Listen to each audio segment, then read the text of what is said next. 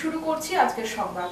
প্রয়াত প্রাক্তন মুখ্যমন্ত্রী বুদ্ধদেব ভট্টাচার্য বৃহস্পতিবার সকাল 8:20 তিনি শেষ নিঃশ্বাস ত্যাগ করেন। মৃত্যুকালে তার বয়স হয়েছিল 80 বছর। তার মৃত্যুতে শোকস্তব্ধ গোটা রাজ্য।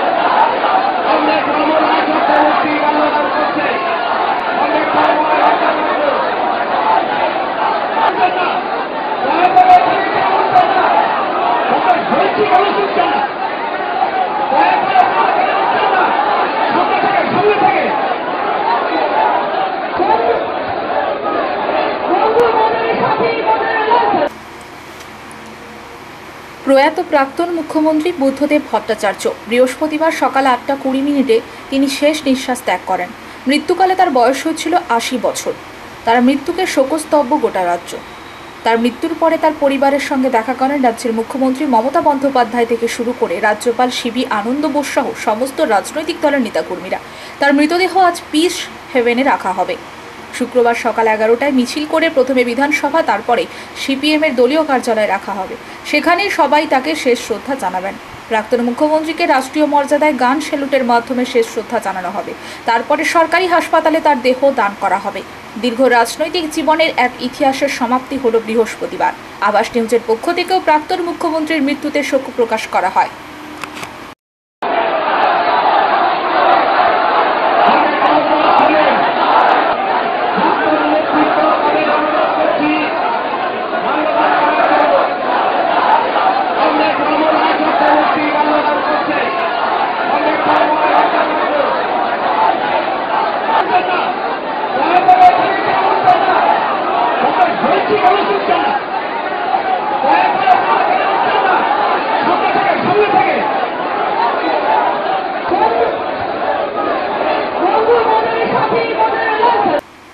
প্রাক্তন মুখ্যমন্ত্রীকে শ্রদ্ধা জানাতে ঝাড়গ্রামে মানুষের ঢল। বিকেলে সিপিআইএমের ঝাড়গ্রাম জেলা পার্টি অফিস থেকে এক শোক মিছিলের আয়োজন করা হয়। বাম সংগঠনের সমস্ত স্তরের নেতা কর্মীরা পা মেলান এই শোক মিছিলে। শুধু পার্টির লোক নয়, সাধারণ মানুষের অনেকেই এই মিছিলে যোগ দেন প্রাক্তন মুখ্যমন্ত্রীকে শেষ শ্রদ্ধা জানাতে। সকাল থেকেই দলীয় পতাকা অর্ধনমিত রাখা হয়। মিছিলেও পতাকা ছিল অর্ধনমিত। আগামী 2 দিন পার্টির সমস্ত কর্মসূচি বন্ধ রাখা হবে বলে দলীয় সূত্রে জানানো হয়েছে। পাশাপাশি তার ঝাড়গ্রামের প্রতি ভালোবাসার কথা তুলে ধরেন পার্টি নেতৃত্ব।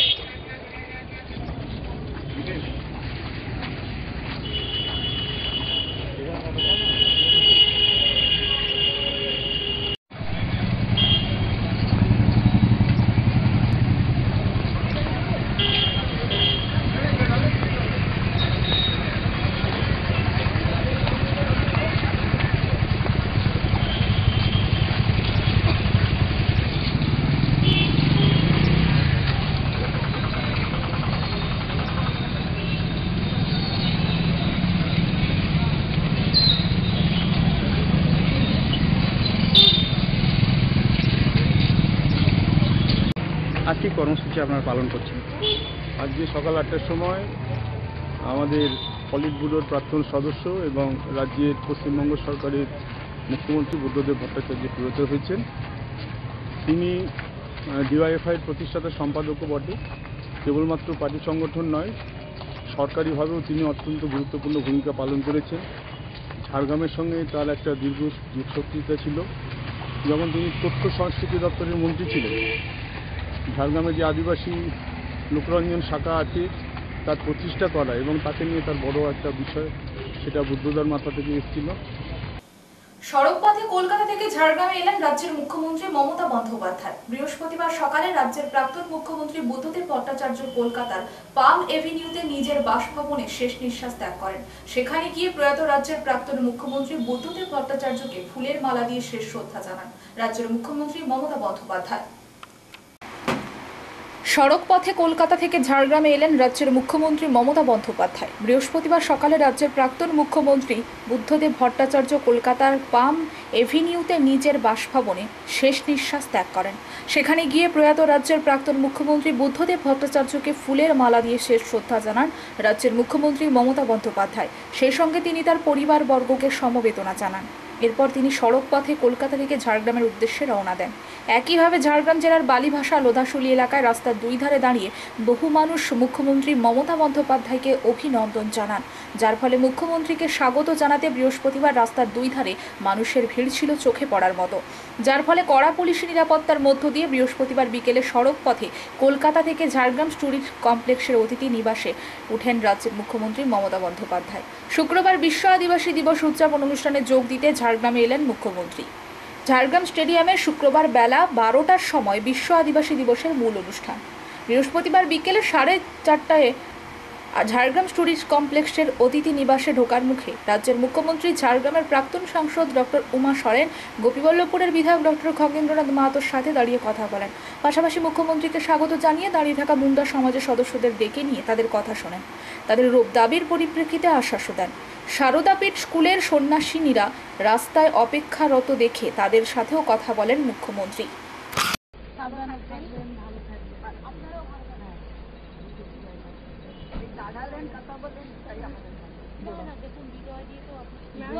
হৃদয় যেখানে সংযুক্ত হয় সেখানে ভাষা কথা বলে ভালো হয়ে গেছে।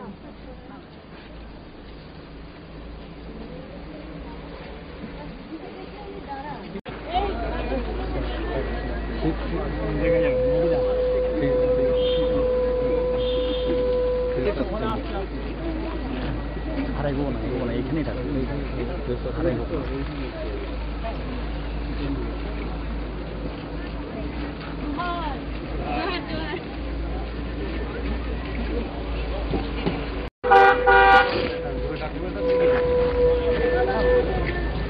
দিদি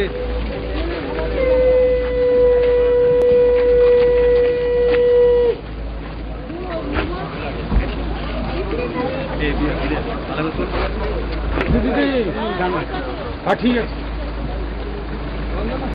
ডিপার্টমেন্টে এত অসুবিধা হচ্ছে এরা কাজগুলো করে না। এটা গিয়ে বাস্তব কিছু বানানো হলো এবারে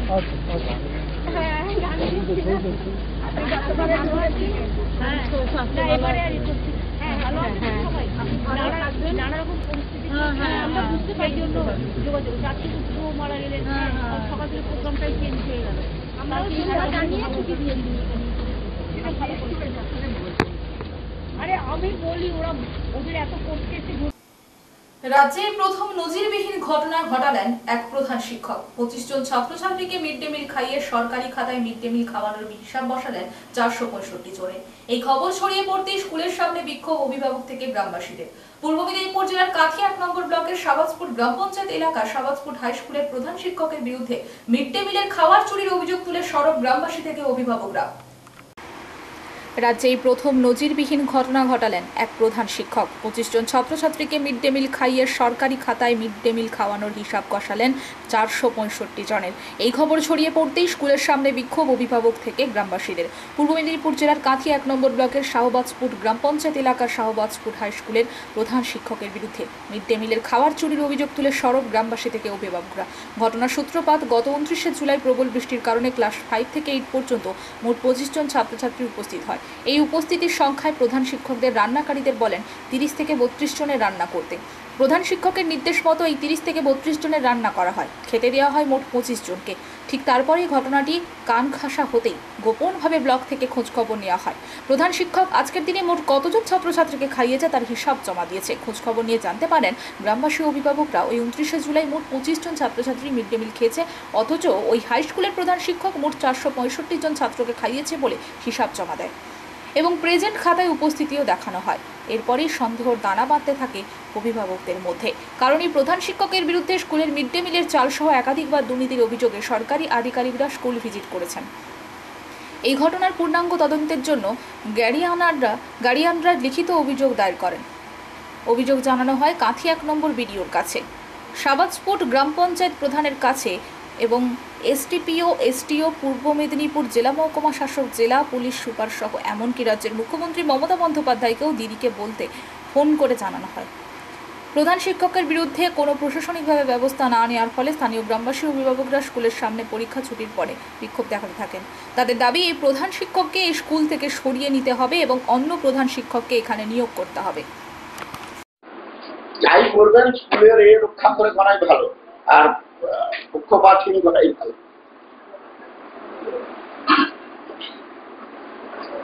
8 তারিখ থেকে 14 তারিখ 8 দিন ধরে জেলা পুলিশের উদ্যোগে ড্রাইভিং লাইসেন্স মেলার আয়োজন করা হয়েছে, যার উদ্বোধন হলো বৃহস্পতিবার। এই মেলার উদ্বোধন করেন জেলা পুলিশ সুপার ধৃতিমান সরকার। 8 তারিখ থেকে 14 তারিখ 8 দিন ধরে জেলা পুলিশের উদ্যোগে ড্রাইভিং লাইসেন্স মেলার আয়োজন করা হয়েছে, যার উদ্বোধন হলো বৃহস্পতিবার। এই মেলার উদ্বোধন করেন জেলা পুলিশ সুপার ধৃতিমান সরকার। জেলা পুলিশ সুপার উদ্বোধনের পরে বলেন, রাজ্যের মুখ্যমন্ত্রী অনুপ্রেরণায় এই 8 দিন ধরে সেফ ড্রাইভ সেফ লাইফের অঙ্গ হিসেবে এই ড্রাইভিং লাইসেন্স মেলার আয়োজন করা হয়েছে। অল্প খরচে 2-4 চাকার লাইসেন্স পাবেন গাড়ির চালকরা। পাশাপাশি যাতে দুর্ঘটনা কমে তার জন্য বিশেষ সচেতনতা করা হবে এই প্রাপকদের। প্রথম দিন প্রায় 2000-এর বেশি মানুষ হাজির হন লাইসেন্স করানোর জন্য। তিনি জানান, আরটিও অফিসে গিয়ে কম সময় লাইসেন্স পাওয়া কঠিন, তার মধ্যে নানা সমস্যা ছিল, তাই বহু মানুষ বাইক চালালেও তাদের লাইসেন্স নেই। এই কথা ভেবে এই মেলার উদ্যোগ নিয়েছে জেলা পুলিশ প্রশাসন। জেলার প্রায় প্রতিটি এলাকায় তার প্রচার চলছে। 8 দিন ধরে এই লাইসেন্স কর্মসূচি করার পরে 14 তারিখ একটি অনুষ্ঠানের মাধ্যমে মানুষকে আরও সচেতনতা করা হবে বলে জানান জেলা পুলিশ সুপার। আর পুলিশের উদ্যোগকে সাধুবাদ জানিয়েছেন সাধারণ মানুষ। কম খরচে কম সময় ড্রাইভিং লাইসেন্স হতে পেলে অনেক সমস্যা দূর হবে।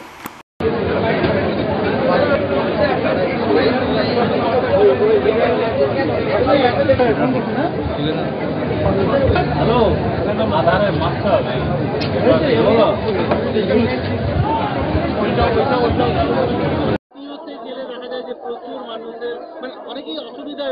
পরে প্রচুর টাকা লাগে, দালাল ব্যবসা আছে, অনেক কিছু আছে। আমাদের কোনো সিস্টেম নেই, তো কোনো সিস্টেম নেই। আমরা একটা সিস্টেমে করবো পাবলিক, সেই সিস্টেম নেই। এত এখানে হাজার হাজার মানুষকে ডেকেছে, না আছে কোনো মানুষের নিরাপত্তা ছাউনির ব্যাপার। এই উদ্যোগটার ফলে কি সুবিধা হবে? সুবিধা তো হতো, কিন্তু এতজন হাজারজন মানুষ এখানে দুটো কম্পিউটার নিয়ে বসছে, এটা তো প্রশাসনিকের একটা দেখা দরকার ছিল। মিনিমাম 40টা কম্পিউটার নিয়ে বসলে 6টা অবধি যাও কমপ্লিট হতো না। অনেক ঝামেলা। আবার কারো বাবার আধার কার্ডে, হ্যাঁ একটা সুবিধা, এটা আমাদের উদ্যোগ আমাদের খুবই ভালো উদ্যোগ। একটা সুবিধা হলো আমাদের, এই আর কি। দেখা যায় যে আরটিওতে গেলে হয়রানি হতে হয়, হ্যাঁ এখানে এসে কি মনে হচ্ছে যে মানে সুবিধা? হ্যাঁ অনেকটাই সুবিধা, ভিড়টা কম, এতটা ধৈর্য নিয়ে অতটা অপেক্ষা করতে হচ্ছে না আমাদেরকে। গেলেই যেটা হয়ে যাচ্ছে সেটা আরটিওতে অনেকটা লাইনের ব্যাপার, অনেকটা এর ব্যাপার থাকে।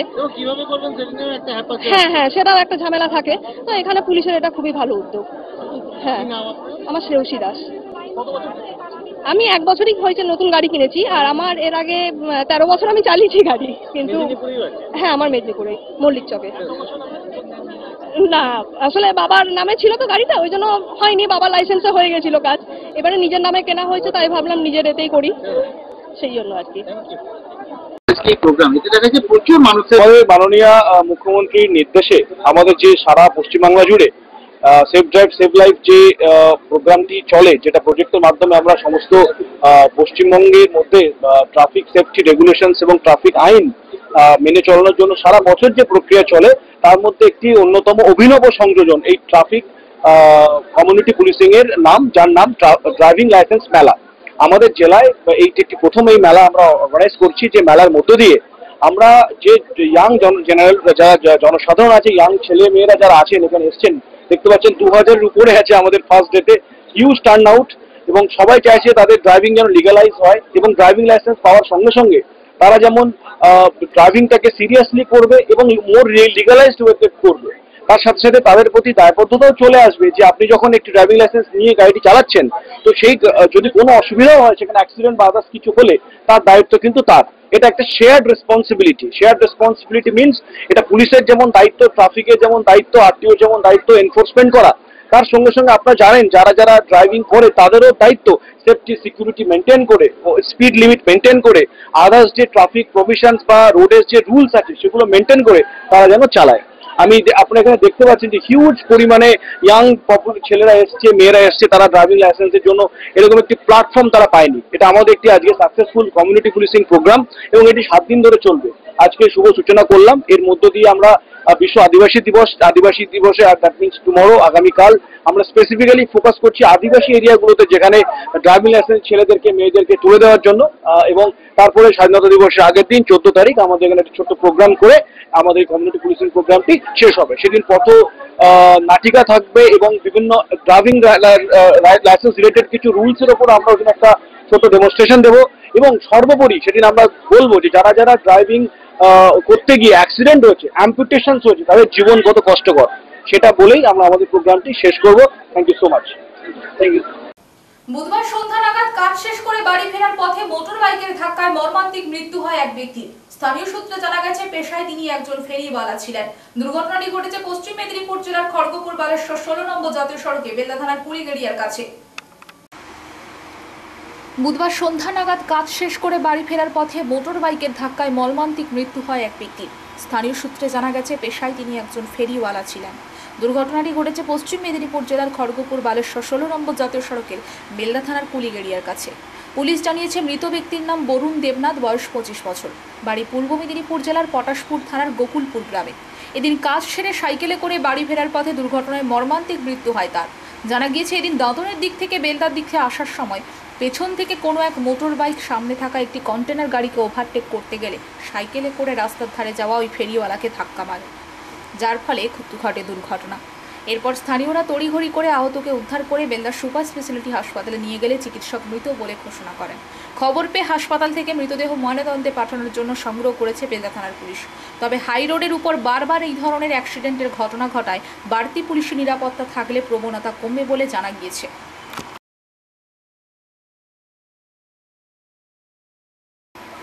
রামনগরে বহু পুরনো পাকা ব্রিজ ভেঙে যাওয়ায় বিপাকে পড়েছে 2টি গ্রাম পঞ্চায়েত সহ 30টি গ্রামের মানুষ। পরিদর্শনে এবং ব্রিজ তৈরির আশ্বাস দিলেন রামনগর বিধানসভা কেন্দ্রের বিধায়ক অখিল গিরি।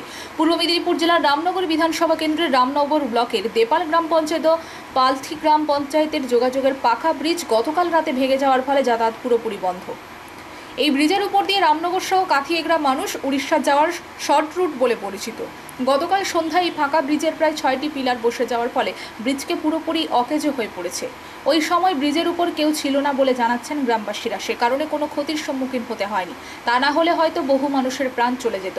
গ্রামবাসী এবং প্রশাসনের উদ্যোগে এই মুহূর্তে ব্রিজের দুটো মুখ আঁটোসাঁটোভাবে বন্ধ করা হয়েছে, যাতে ফাঁক গলে সাধারণ মানুষ যাতায়াত করতে না পারে। গতকাল রাতে ব্রিজ পরিদর্শনে এসেছিলেন পূর্ব মেদিনীপুর জেলা পরিষদের সদস্য উত্তম বাড়ি এবং আজ সকাল হতেই ঘটনাস্থলে পৌঁছে যান রামনগর বিধানসভার বিধায়ক অখিল গিরি। তিনি বলেন, এই ব্রিজ বহু পুরনো, সম্ভবত জলের তোড়ে এই ব্রিজের 6টি পিলার ক্ষতিগ্রস্ত হয়েছে, তার ফলে এই বিপত্তি। অখিল গিরিকে জানিয়েছেন ইঞ্জিনিয়ারের এলে বৃষ্টি দেখে কি ব্যবস্থা গ্রহণ করা যায় তার সিদ্ধান্ত নেওয়া হবে এবং তার আর্থিক তহবিল থেকে তিনি 20 লক্ষ টাকায় ব্রিজের স্বার্থে খরচ করবেন বলে জানিয়েছেন। এই ভগ্ন ব্রিজ পেজের পাশে একটি নতুন ব্রিজের কাজ শুরু হয়েছিল। অখিল জানাচ্ছেন, ম্যাপ ভুলভালের জন্য আপাতত এই কাজটি বন্ধ রয়েছে, তবে যাতে সাধারণ মানুষের যাতায়াত যত তাড়াতাড়ি সম্ভব চালু করা যায় তিনি তার ব্যবস্থা গ্রহণ করবেন বলে জানিয়েছেন। অখিলগিরির এই চটজলদি আশ্বাসে খুশি এলাকাবাসী। তবে এই ব্রিজ ভেঙে যাওয়ার ফলে প্রায় 10 কিলোমিটার ঘুরে যাতায়াত করতে হবে, কারণ দুটি গ্রাম পঞ্চায়েতের মধ্যে রয়েছে হাই স্কুল, কলেজ, প্রাথমিক বিদ্যালয়, নানা ধর্মীয় প্রতিষ্ঠান। ICDS এই ব্রিজের যে স্বাস্থ্য পরীক্ষা হয়নি তা ব্রিজের অংশ দেখেই বোঝা যায়। এই ব্রিজ ভেঙে যাওয়ার ফলে প্রত্যেক দিন প্রায় 10 থেকে 12,000 মানুষের যাতায়াত ছিল। এই ব্রিজের উপর দিয়ে চলতো অটো ও টোটো, তাদেরও কিছুটা বিপাকে পড়তে হলো। ওড়িশা যাওয়ার ক্ষেত্রে এই ব্রিজ অনেকটা সহজ পথ বলে জানিয়েছেন স্থানীয়রা। এই দুটি গ্রামের সংযোগস্থল হতে গেলে মিনিমাম 10 থেকে 12 কিলোমিটার পথ ঘুরতে হবে।